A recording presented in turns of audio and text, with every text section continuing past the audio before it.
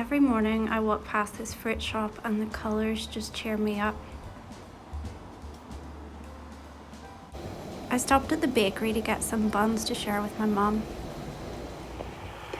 Hi, so today I was out all morning and I just got home, so I've just sat down to have a final cup of coffee before I get my kids from school, and I'm just looking at a new book that I started to write. I only started it yesterday and I wrote 2,000 words, which is what I try to write every day once I start writing something, because it just it helps you stay in this story and then you don't forget anything that you've written, and it's more cohesive. But at the minute I'm just making a list of scenes that I want to include in the book, because it's going to be a kind of story based on real life, and I'm just making sure that I've remembered everything and that I want to include. And I'm now on my 4th cup of coffee of the day, which is probably really stupid, but soon I'll switch to herbal tea or something. And yeah, this morning I usually on Thursdays I go to my sister's house to help out with the kids and just see her and catch up, but she was on holiday, so I went over because my mum is cat sitting for her, so I went over to visit her and we had lunch together and went for a walk around my sister's village, and it's really quaint and it has some nice little shops in it. I went to a little gift shop. It's tiny, but it has a gift in it for everyone. It's really weird.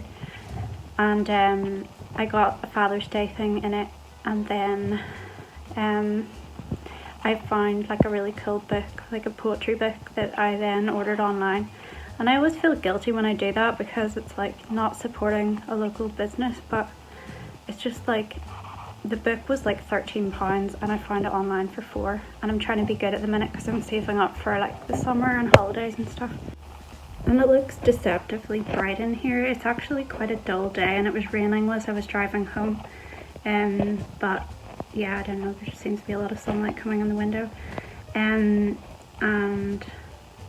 I might actually show you my kids book that I put out recently with my friend who did the illustrations, and I'll just tell you a bit about it so you can have a wee look at it. I just realised I had a blonde moment because I actually don't have the book at the minute, because the last copy of it that I had I gave to my daughter's school because the teacher asked for a copy for the school library, so I actually don't know, it could be anywhere now.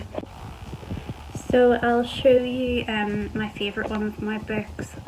I love the adult ones. I probably actually feel most connected to the trilogy that I put out first, His Mighty Hand, but it's really heavy, and I actually would struggle to reread it because it's quite an emotional read, even though I do think it has a lot of important messages in it, and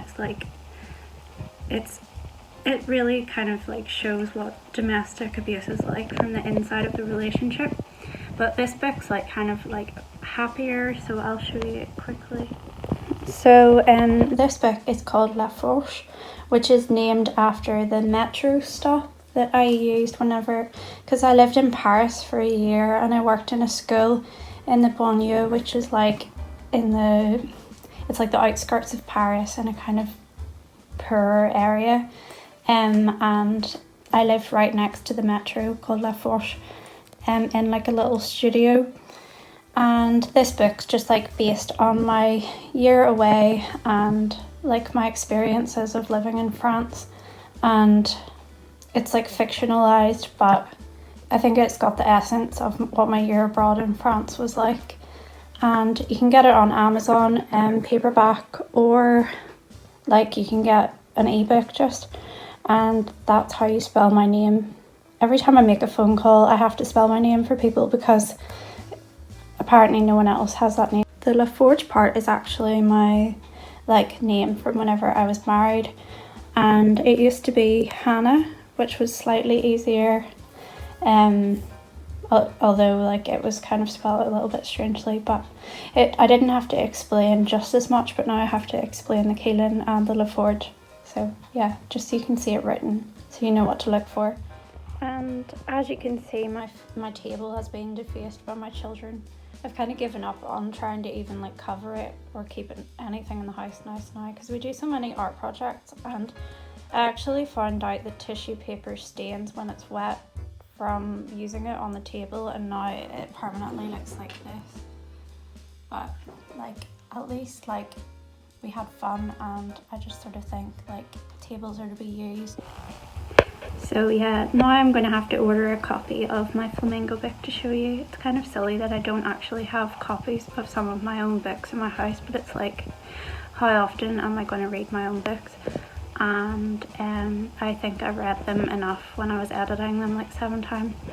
So yeah, thanks for like joining me for a minute to see what I'm doing today, and I hope you have a wonderful day. Bye.